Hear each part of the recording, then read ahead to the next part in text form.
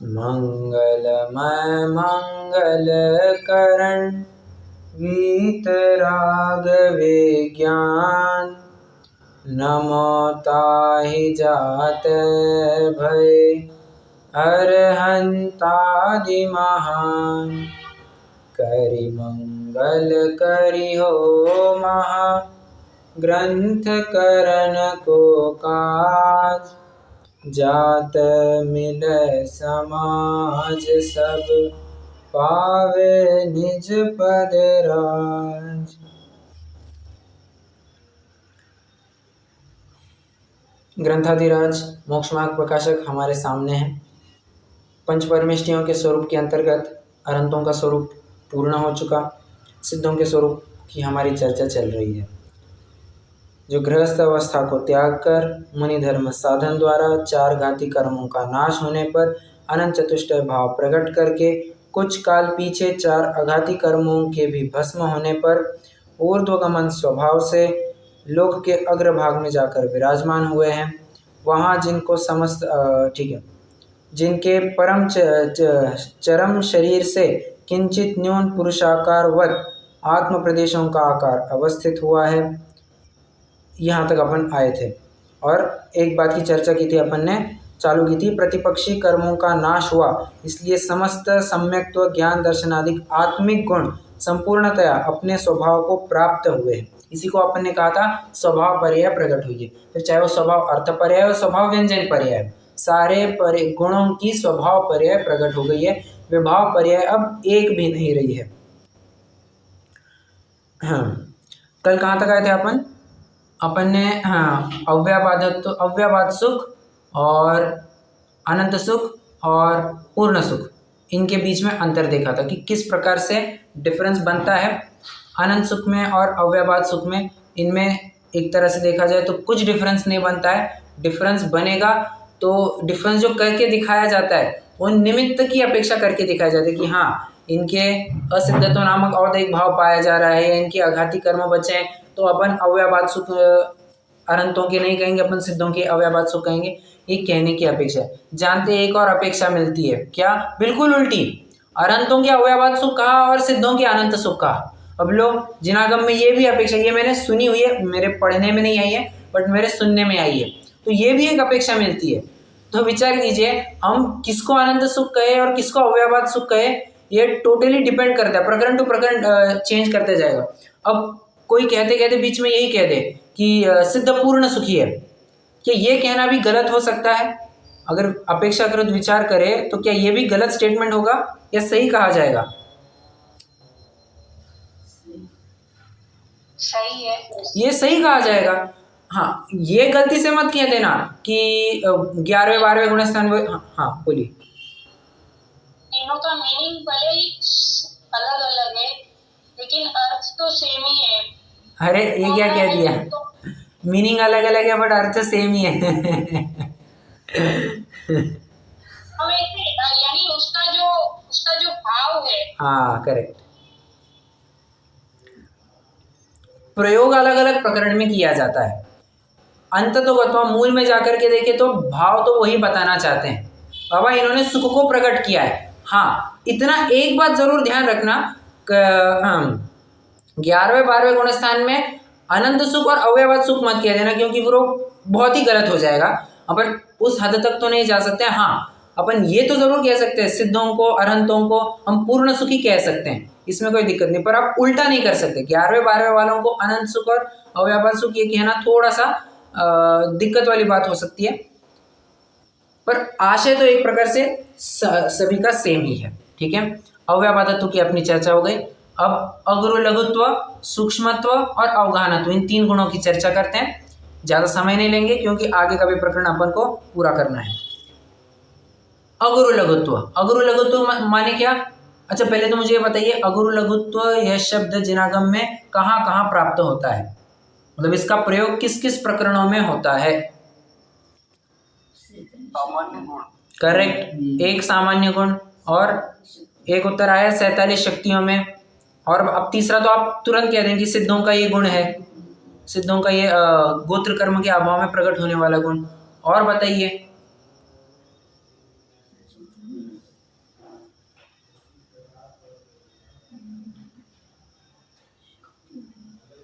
नाम कर्म में भी है। बहुत बढ़िया। नाम कर्म की एक प्रकृति है, भेद है। अगुरु लघुत्व, जिसका कार्य क्या है? अगुरु लघुत्व गुण कर्म के कारण, गुण ने अगुरु लघुत्व कर्म के कारण ना कोई जीव बहुत हल्का हो जाता कि कपास की भांति उड़ करके चला जाए, और ना इतना भारी हो जाता कि स्वयं को ही स्वयं का वजन ना उठाते आप। तो ये अगुरु लघुत्व गुण के कारण, कर्म के कारण, अगुरु लघुत्व कर्म के कारण ऐसा फीचर संसारी जीवों में पाया जाता है। अभी जो अपन अगुरु लघुत्व की चर्चा करने वाले हैं वो कौन सा अगुरु लघुत्व है? वो गोत्र कर्म के अभाव में अगुरु लघुत्व प्रकट होता है। माने अ गुरु लघु, अ मतलब नहीं, गुरु मतलब बड़ा, लघु मतलब छोटा। ना कोई बड़ा है ना कोई छोटा है, सभी समान है। समान किस अपेक्षा से बाबा? समान यहाँ पर उनके अर्थपर्याय की तरफ से जाना, स्वभाव अर्थपर्याय। स्वभाव व्यंजन पर्याय तो सबकी अलग अलग होगी, क्या इस बात को आप मानते हैं? स्वभाव अर्थपर्याय सभी सिद्धों की समान है, किंतु स्वभाव व्यंजन पर्याय अलग अलग होगी।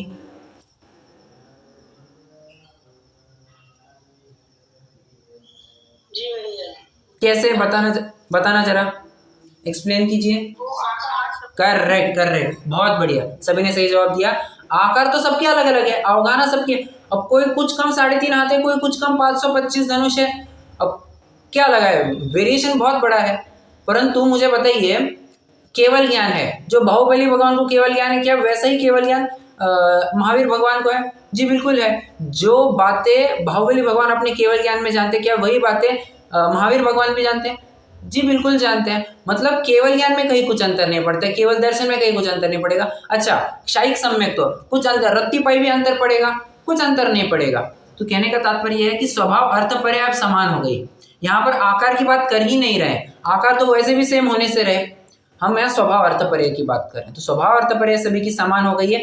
इसलिए उस अपेक्षा से ना कोई बड़ा है ना कोई छोटा है। नहीं नहीं नहीं, महावीर भगवान तो कितने अंत में आए थे, आदिनाथ भगवान सबसे पहले तीर्थंकर है, आदिनाथ भगवान को ज्यादा इज्जत मिलनी चाहिए, कुछ नहीं। यहाँ पर सीनियरिटी जीनियरिटी का कोई फंडा नहीं होता। जैसे कंपनी में जाएंगे या कहीं पे भी जाएंगे ना, तो ये कंसेप्ट बहुत होता है, ये मेरा सीनियर है, ये मेरा जूनियर है, ये मेरे अंडर काम करता है, मैं इसके अंडर काम करता हूँ। इस सीनियरिटी जूनियरिटी का बहुत फंडा चलता है ये, और होता है। कभी किसी कंपनी में जाए ना, मैंने पर्सनली एक्सपीरियंस किया हुआ है, इसलिए मैं आपको बताता हूँ।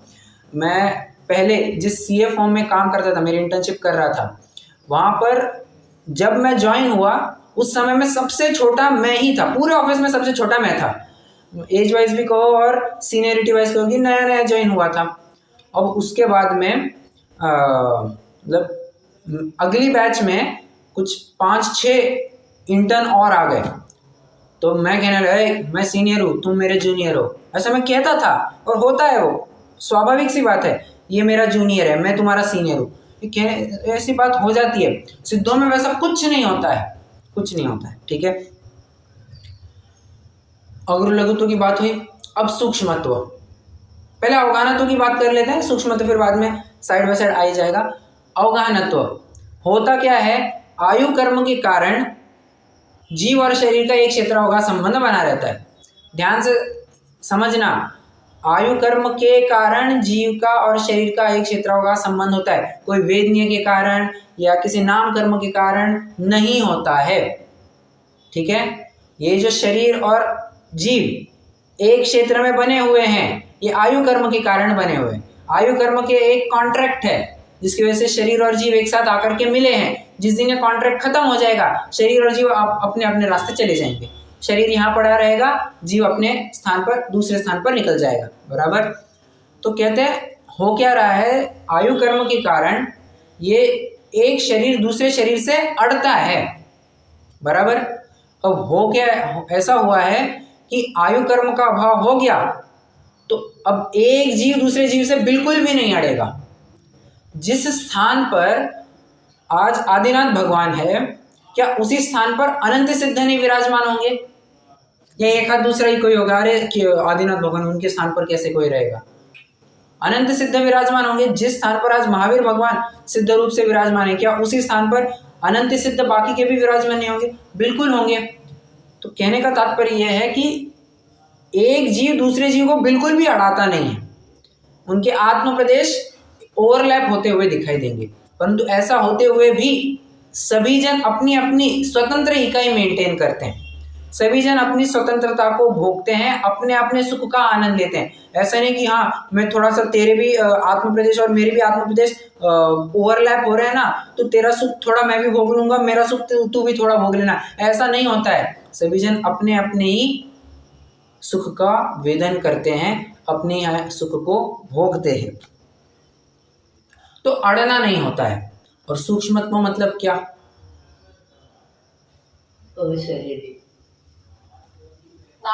अमूर्त, नाम कर्म के अभाव में प्रकट होता है, वो तो बात बराबर है।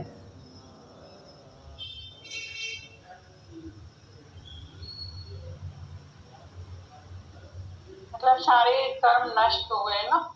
नहीं,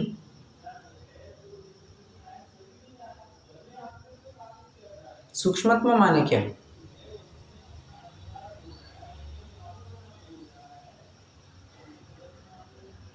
वो जगह का है ना, वो जगह देते हैं, यानी एक के अनंत सिद्ध, एक में अनंत सिद्ध है, तो वो सूक्ष्मत्व होने के कारण है।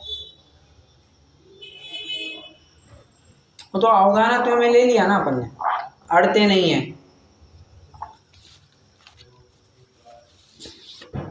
हाँ, अड़ते ही है, लेकिन एक में अनंत सिद्ध।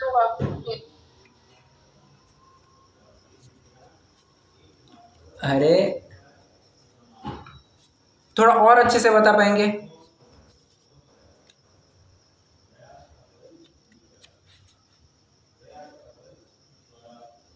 एनीवन? कि कहीं अड़ते नहीं है, it can penetrate anywhere, अड़ते नहीं है, इसलिए सूक्ष्म। ठीक है, वैसा के देखिए, सूक्ष्मत्व में और अवगाहनत्व में, अवगाहनत्व ये एक दूसरों के पूरक है, but there is a thin line difference. शायद मैं थोड़ा सा एक्सप्लेनेशन मतलब सूक्ष्मत्व का मैंने अवगाहनत्व में मिला दिया था, मानता हूं मैं, पर थोड़ा सा अंतर जरूर समझना। सूक्ष्मत्व और अवगाहनत्व, अवगाहनत्व मतलब क्या? जगह देना, ठीक है, और सूक्ष्मत्व मतलब क्या? अड़ना नहीं। भले आदमी अड़ेंगे नहीं तभी तो जगह दे पाएंगे, बराबर है, और जगह दे रहे हैं इसलिए तो अड़ते नहीं है। समझ में आ रहा है?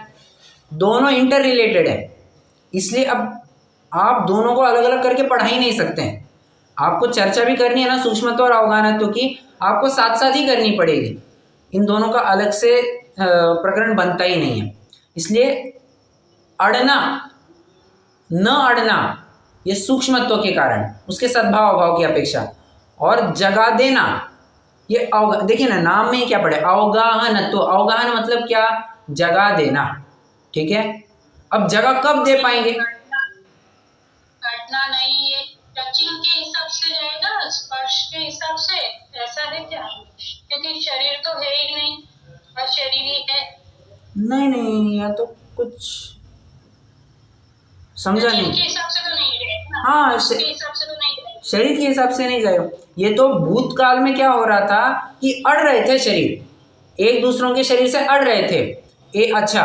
और अवगाहनत्व में हो क्या रहा था कि मैं जिस जगह पर बैठा हूं उस जगह पर कोई और आकर के नहीं बैठ सकता, बराबर है। अब जिस जगह पर कोमल जी आप बैठी है उसी जगह पर कोई आपकी बेटी आकर के नहीं वहां बैठ सकती है। आप बैठे हैं वही आप ही बैठ सकते हैं। ये क्यों हो रहा है? ये आयु कर्म के कारण हो रहा है। अवगाहनत्व गुण हमें प्रकट नहीं है, परंतु जैसे अवगाहनत्व गुण प्रकट हो जाएगा, दोनों जन सिद्ध हो जाएंगे, तो जिस स्थान पर आप है उसी स्थान पर आपकी भी बेटी पाई जाएगी, वहां पर सभी अनंत और सिद्ध हो जाएंगे, बराबर है। और ऐसा क्यों हो पा रहा है? मतलब इंटर रिलेशन क्या है? अड़ते नहीं है, सूक्ष्मत्व के कारण अड़ना नहीं बनता है। जब तक नाम कर्म का सद्भाव था ये शरीर अड़ता था, ठीक है। वही कह रहा हूं मैं, बहुत थिन लाइन डिफरेंस है, आपको एक दूसरों का आधार लेकर के पढ़ाना पड़ेगा ये। तो सूक्ष्मत्व मतलब अड़ना नहीं, और अवगाहनत्व मतलब जगा देना, ठीक है। ये आप शाब्दिक अर्थ भी समझेंगे तो आपको फटाफट ख्याल में आ जाएगा। ओके, 8 कर्मों की चर्चा हो गई, मतलब 8 कर्मों के अभाव में जो 8 गुण प्रकट होते हैं उनकी चर्चा अपनी पूरी हुई। अब थोड़ा आगे पढ़ते जाते हैं। तथा जिनके 9 कर्म का संबंध दूर हुआ, इसलिए समस्त अमूर्तत्वादि आत्मिक धर्म प्रकट हुए हैं। ठीक है,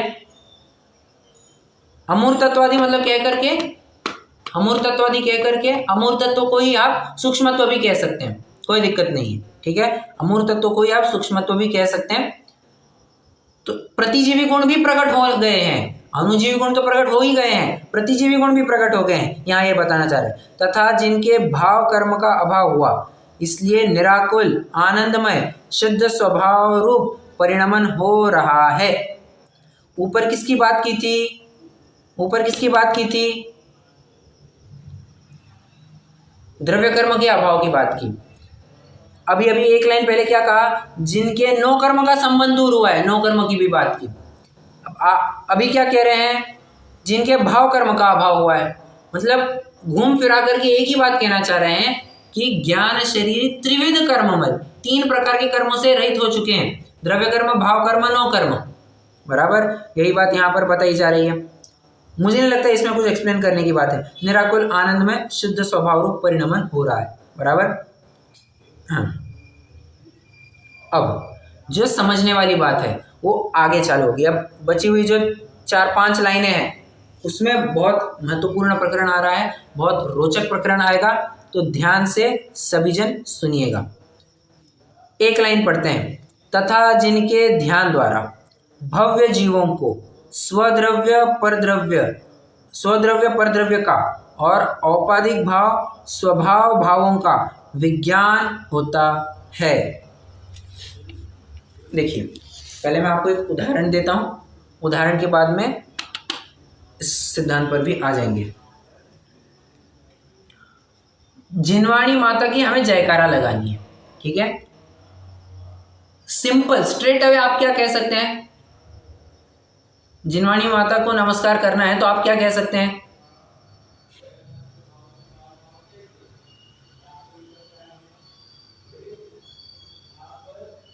अरे क्या, बस बस बहुत बढ़िया। के भगवान की वाणी, नहीं मैं तो ऐसे बोल देते। करेक्ट। जिनवाणी माता की जय हो, अपन इतना कह करके फिर हम ले लेते हैं, बराबर। हाँ, या जिनवाणी को नमस्कार हो, ठीक है। ये तो एक बहुत सिंपल स्टेटमेंट हो गया, सिंप्लीफाइड वे। अब इसी को आप थोड़ा और रोचक कैसे बना सकते हैं? उसमें ऐसा लिख सकते हैं,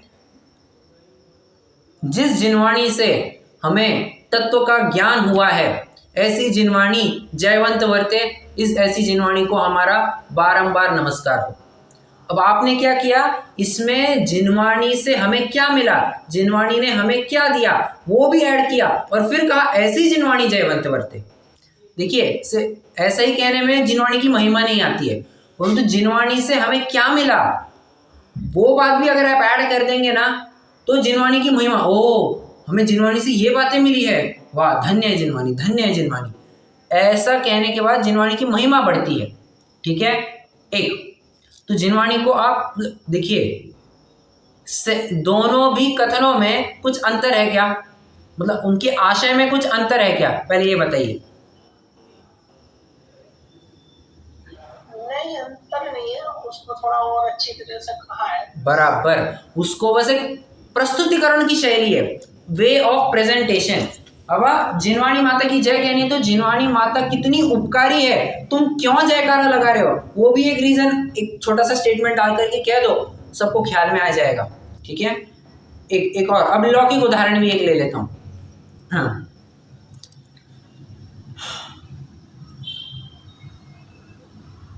पिताजी, हमारे पिताजी बहुत धन्य है, ठीक है। पिताजी की क्या कहूं मैं, हाँ, हमारे पिताजी बहुत धन्य है, धन्य है पिताजी आपकी, धन्य है पिताजी आपकी। सिर्फ ऐसा कहने में भी पिताजी की धन्यता ख्याल में आ जाती, ठीक है।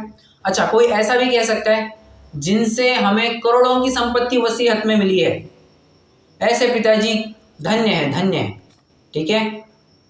ऐसे भी तो कहा जा सकता था, जिन पिताजी से हमें करोड़ों की संपत्ति तो छोड़ो, परंतु करोड़ों संपत्ति से भी अनंत गुना महत्वपूर्ण ऐसे गुण रूपी पूंजी मिली है, एक क्या कहना चाहिए, नैतिकता की पूंजी मिली है हमें, जिनसे मिली है, ऐसे पिताजी धन्य हैं। अब देखिए, पिताजी की धन्यता ही बतानी है, परंतु एक जन कैसे करे, एकदम स्ट्रेट फॉरवर्ड, धन्य है हमारे पिताजी।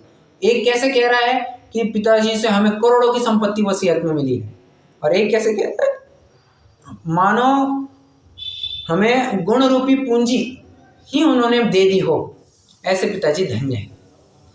बराबर। अब उसी तरह अब सिद्धों में भी लगाना।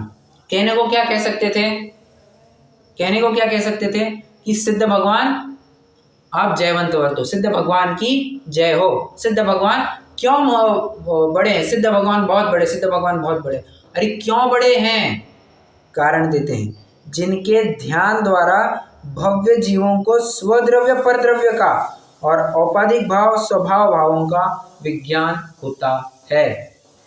अब 2-3 बातें ऐड कर ली उन्होंने, ये कहने लग गए उनके ध्यान द्वारा हमें विज्ञान होता है। किसका विज्ञान होता है साहब, कहते हैं स्वद्रव्य परद्रव्य का और औपाधिक भाव स्वभाव भावों का। देखिए देखिए, 7 तत्वों को आप 4 भागों में भी विभाजित कर सकते हैं, स्व, पर, हेय, उपादेय। बराबर। स्व पर में क्या, स्व में जीव, पर में अजीव, फिर हेय में आश्रवबंध, उपादेय में संवर निर्जरा मोक्ष। बराबर।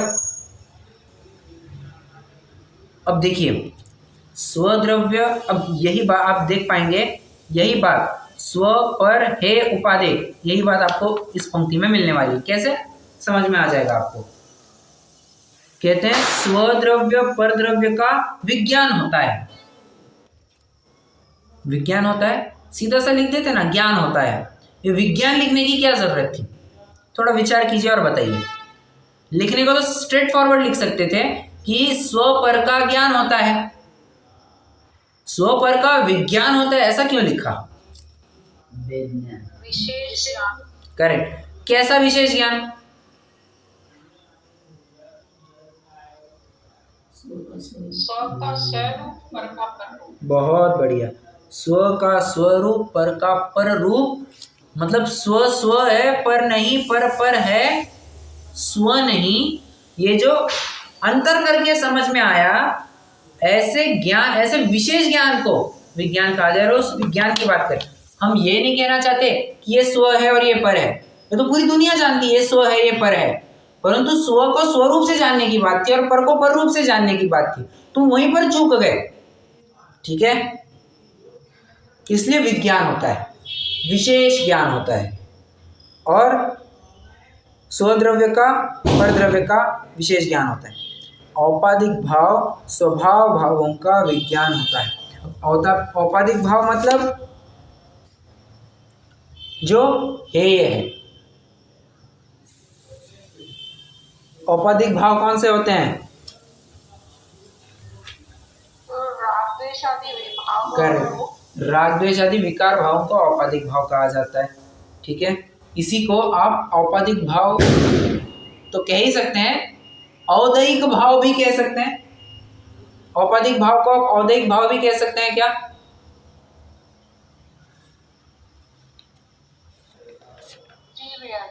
बस, तो अब देखिए औदैहिक भाव और स्वभाव भाव, इसका विज्ञान होता है।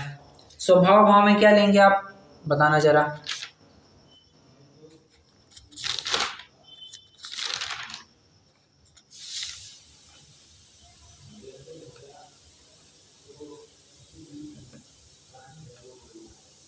अरे क्या हो गया, कि मेरा स्वरूप सिद्ध समान है, ये लेंगे। ठीक है, वैसा लीजिए, कोई दिक्कत नहीं है।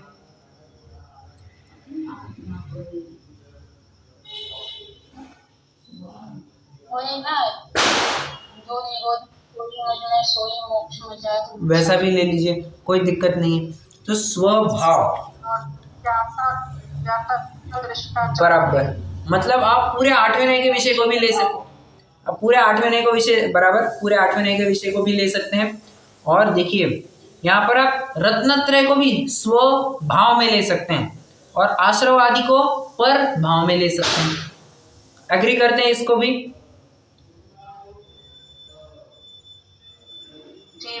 बस अब देखिए ऊपर क्या लिखा था, स्वद्रव्य परद्रव्य का विज्ञान होता है।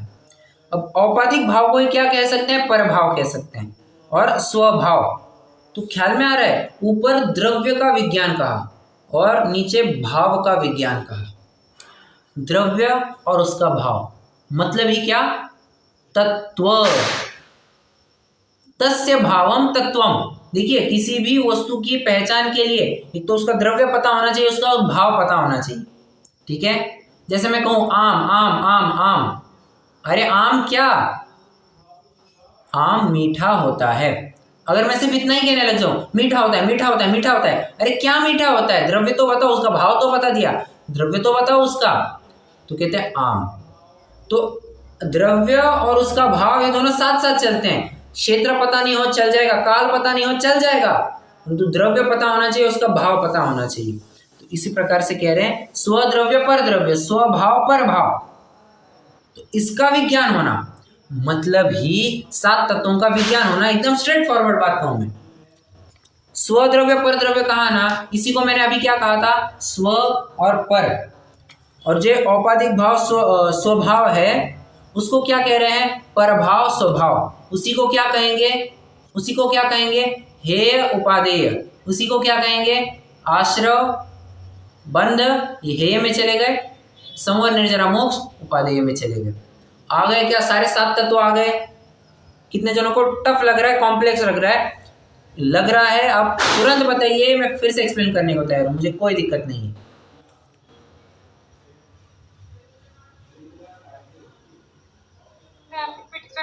रिपीट कोई दिक्कत नहीं। देखिए पहले तो क्या कह रहे हैं, हाँ देखिए, तथा जिनके ध्यान द्वारा, मैं ग्रंथ में से पंक्ति पढ़ रहा हूं पहले, तथा जिनके ध्यान द्वारा भव्य जीवों को स्वद्रव्य परद्रव्य का एक और औपाधिक भाव स्वभाव भावों का विज्ञान होता है, 2। ठीक है, सिद्धों का ध्यान किया, उससे क्या हुआ, विज्ञान हुआ। किसका विज्ञान हुआ, विज्ञान मतलब इतना तो आप समझ गए होंगे, विज्ञान मतलब विशेष ज्ञान, भेद ज्ञान, आप उसको समझ सकते हैं कि स्व स्व है, पर है, परंतु स्व और पर क्या, तो कहते हैं स्व द्रव्य पर द्रव्य एक, स्वभाव पर भाव 2। तो कहते हैं स्वद्रव्य पर द्रव्य में विज्ञान हुआ, स्वभाव पर भाव में विज्ञान हुआ, इसी को कह रहे हैं विज्ञान हुआ। दोनों को मिलाकर के विज्ञान हुआ, बराबर। अब ऊपर देखिए स्वद्रव्य पर द्रव्य की बात आई, मतलब द्रव्य अपेक्षा से बात कर दी उन्होंने, स्वभाव पर भाव की बात आई तो इन्होंने भाव की अपेक्षा से बात कर दी। समझ में आ रहा है ना? देखिए स्व चतुष्टय में क्या क्या आता है, स्व द्रव्य, स्व क्षेत्र, स्व काल, स्व भाव। तो स्व क्षेत्र स्व काल को तो हटा दीजिए, बचता क्या है, स्व द्रव्य और स्व भाव। तो इन दोनों को जान लिया, किस रूप से जान लिया कि ये पर नहीं है, ये स्व ही है, इसी को विज्ञान कह रहे हैं, सिंपल। और ये कैसे संभव है, सिद्धों के ध्यान द्वारा।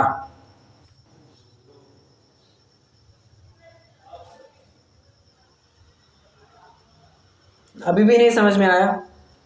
Okay sir. क्लियर है ना? Yes sir. ओके, सबको, डॉक्टर साहब, कुमकुम जी, कोमल जी, शशि जी, ओके। मैं आपको और कुछ कहने वाला, हाँ अब देखो विज्ञान होता है मतलब इसी, अब विज्ञान होता है इसके बारे में थोड़ी सी बात समझना। विज्ञान होता है मतलब छोड़ना, ये जो अंतर पृथकीकरण की जो बात कर रहे हैं अपन, विलगीकरण की बात कर रहे हैं, वो कहाँ पर होता है, पूरा ज्ञान में होता है। तो जबरदस्ती से परद्रव्य को छोड़ना मत, मतलब छोड़ना मत ऐसा कह करके सर्वथा नहीं लगा लेना। मैं तो ये कहना चाह रहा हूँ, पहले ज्ञान में अपने आप उस विषय के प्रति आसक्ति छूटेगी और फिर वो विषय तो अपने आप छूट जाएगा। हाँ, चरणानी तो ये भी कहेगा कि वो छोड़ा जाता है, मतलब मुनि होने के बाद वो छोड़ देता है, किंतु अध्यात्म में कहेगा कि यार ये तो छूट जाएगा, तुम इसको छोड़ने के पीछे क्यों लगाए हो। बराबर। तो विज्ञान मतलब ज्ञान के स्तर पर पहले अंतर होना चाहिए। जबरदस्ती कह रहा हूं मैं, वो वस्तु, वो द्रव्य छोड़ ही दे, ऐसा कुछ नहीं है। एक प्रश्न पूछा, ज्ञानी तो परद्रव्य का त्याग करते हुए पाए जाते हैं।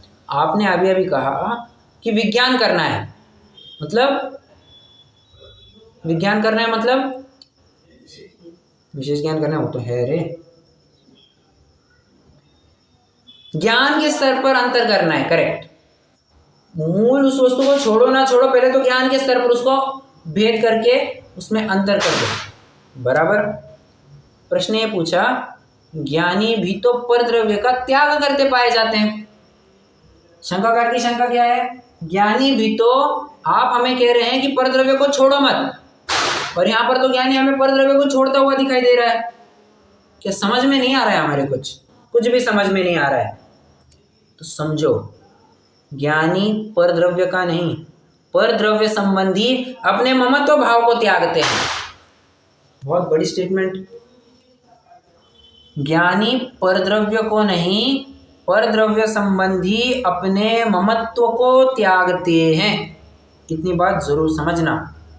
ममत्व को त्याग दिया, अल्टीमेटली आपने उस वस्तु को भी त्याग ही दिया है। फर्क कहाँ पड़ रहा है? Timing difference. आज नहीं, कल छोड़ दिया, और टाइमिंग डिफरेंस बनता है, बाकी कुछ नहीं। इसलिए ज्ञानी परद्रव्य नहीं, परद्रव्य संबंधी अपने ममत्व को त्यागते हैं। बाद में परद्रव्य अपने आप छूट जाता है, आपको कुछ भी नहीं करना है। ठीक है। अच्छा, मैं अभी एक बात और कहने जा रहा था। औपाधिक भाव को अपन एक कौन सा भाव समझा था? हाँ, औदैहिक भाव। स्वभाव भाव में आप क्या दे सकते हैं? आप किसी अपेक्षा से औपशमिक भाव ले लीजिए, किसी अपेक्षा से आप शैक्षणिक भाव ले लीजिए, किसी अपेक्षा से आप शायिक भाव भी ले लीजिए, कोई दिक्कत वाली बात नहीं है। ये किसी अपेक्षा से उपादेय है। औपशमिक कैसे उपादेय है, जरा बताना।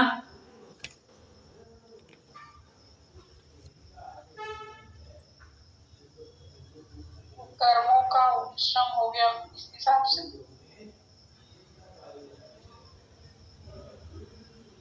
ठीक है, पर मैं उपादेयता की बात कर रहा हूं। उपादेय मतलब ग्रहण, प्रकट क्यों करना।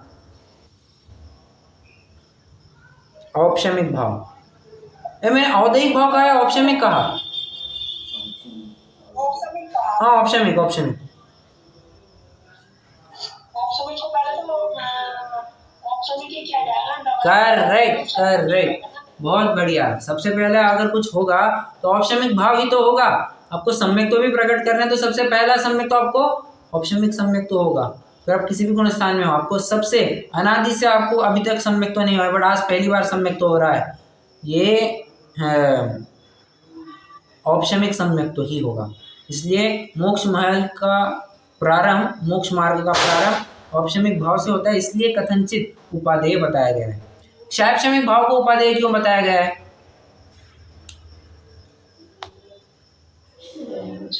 शायक से पहले शायक शब्द की जरूरी है। ठीक है, उस अपेक्षा से बात ले लीजिए। और क्योंकि उपसम में आदमी रह नहीं सकता ना ज्यादा टाइम, तो उसे या तो उतरना पड़ेगा या चढ़ना पड़ेगा। बराबर। देखिए, अरे अब भी एक पॉइंट याद आया था। आप जब कह रहे थे ना, तब भी एक जस्ट पॉइंट याद आया था। भाव, हाँ, शैक्षणिक भाव में कई सारी बातें आती है। ज्ञान, अज्ञान, दर्शन, लब्धश्च चतुष, त्रि पंच नव षोडश भेदा। सम्यक्त्व चारित्र संयमा संयमाश्च। आ गई बात। तो इसमें संयमा संयम की भी बात आ गई है, सम्यक्त्व चारित्र आदि की भी बात आ गई है। तो इस अपेक्षा से इसको कंसिडर किया है। और क्षायक्षमिक रूप से गुजरे बिना कोई जीव मोक्ष नहीं प्राप्त कर सकता, इसलिए क्षायक्षमिक भाव तो अपना होता ही है। क्षायिक भाव क्यों बाबा प्रकट करना? हर एक बार क्षायिक भाव प्रकट कर लिया तब तो फिर और कुछ करने की जरूरत ही नहीं है, सब हो जाता है। एक बार क्षायिक सम्यक्त्व तो प्रकट कर लिया या क्षायिक भाव प्रकट कर लिया तब तो क्या दिक्कत वाली बात है। इसलिए किसी अपेक्षा से इनको भी उपादेय बताया गया है। चलिए कहाँ तक आए अपन? तथा जिनके ध्यान द्वारा स्वद्रव्य परद्रव्य का और औपाधिक भाव स्वभाव भावों का विज्ञान होता है। एक, जिसके द्वारा उन सिद्धों के समान स्वयं होने का साधन होता है। क्या कहा? जिसके द्वारा उन सिद्धों के समान स्वयं होने का साधन होता है। बहुत बड़ी बात कह दी इन्होंने। कहते तुम्हें मोक्ष जाना है, तुम भी मोक्ष जा सकते हो। अरे क्या करे, कलिकाल है, ये सब वो है, कैसे बनेगा, क्या मोक्ष जा पाएंगे क्या? कुछ दिक्कत मत करो, सिद्धों का ध्यान कर लो। सिद्धों के ध्यान से तुम्हें अपने आप समझ में आ जाएगा कि क्या करना चाहिए और क्या नहीं करना चाहिए। जिसके द्वारा उन सिद्धों के समान स्वयं होने का साधन होता है। ठीक है, इसलिए साधने योग्य जो अपना शुद्ध स्वरूप उसे दर्शाने को प्रतिबिंब समान है। दर्पण तल इव सकला, ये कौन से ग्रंथ का मंगलाचरण है? दर्पण तल इव सकला।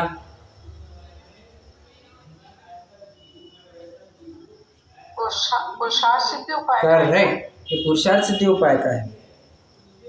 कहाँ आ गया था मैं? हाँ, सिद्धों के समान नहीं, दर्शाने को प्रतिबिंब समान है। और जो कृतकृत्य हुए हैं इसलिए ऐसे ही अनंत काल पर्यंत रहते हैं, ऐसे निष्पन्न हुए सिद्ध भगवान को हमारा नमस्कार हो। साधने हुए। हाँ, इसमें एक बात और समझना, एक वैसे प्रश्न के माध्यम से आप समझ सकते हैं, उत्तर की अपेक्षा रखता हूँ कि पंडित जी साहब को ये ऐसे लिखने का कोई आधार, कोई बेस या कोई रेफरेंस होगा?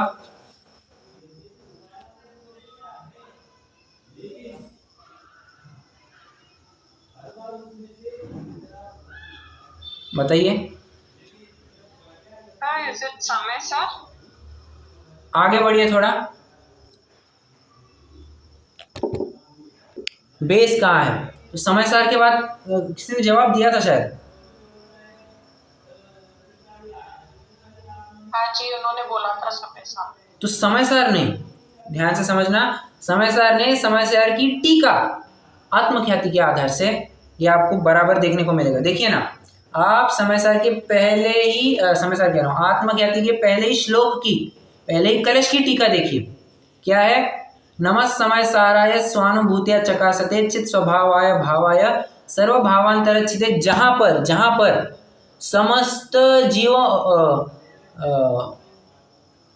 क्या है वो, सभी जीवों में सिद्धत्व की स्थापना की है और सिद्ध भगवान मेरे प्रति छंद के स्थान पर है। बराबर, ये शब्द आपको मिलते हैं नहीं मिलते हैं? तो बस वहीं से लिए। अब दूसरा कलश उठाइए। अनंत धर्मनस्तत्वम पश्यन्ति प्रत्यगात्मन अनेकांतमयी मूर्तिर् नित्यमेव प्रकाशताम।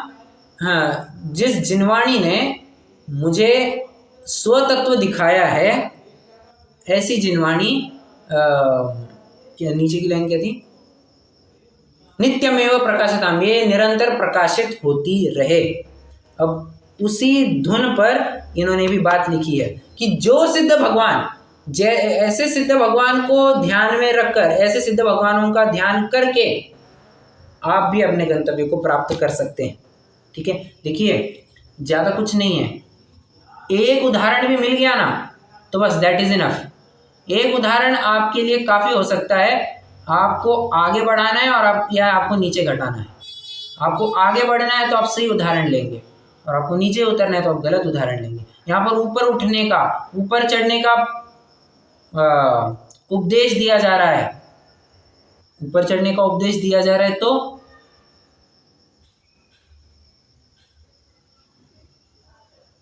उसी प्रकार का उदाहरण ध्यान में रखना। ये नहीं कि यार ये भी आत्मानुभव करने गया था, इसको आत्मानुभव हुआ ही नहीं, यार मैं आत्मानुभव को बैठूंगा, मैं होगा ही नहीं। अरे तुम सिद्धों को बस ध्यान करो, सिद्धों का ध्यान करो, जिनके ध्यान द्वारा भव्य जीवों को, हम सभी भव्य है और ये पता तो है ही सभी को, हम सभी भव्य है। हाँ, भव्य जीवों को स्वद्रव्य परद्रव्य का और औपाधिक स्वभाव भावों का ज्ञान होता है, अपने आप हो जाएगा। आप बस ये विचार करिए सिद्धों ने क्या किया होगा, हाँ चलो मैं भी वैसे ही प्रयास करता हूँ, जो जो उन्होंने किया वैसे मैं करने लग जाऊंगा, काम हो जाएगा, मैं भी उनके जैसा एक दिन बन ही जाऊंगा, कोई दिक्कत वाली बात नहीं है। ठीक है, चलिए, ऐसे निष्पन्न हुए सिद्ध भगवान को हमारा नमस्कार हो। ठीक है, हो गया अपना सिद्धों का भी स्वरूप। कुछ यहाँ तक प्रश्न हो तो जरूर पूछ सकते हैं, नहीं तो अपन जिनवाणी स्तुति कर सकते हैं। समय भी लगभग हो ही गया है अपना।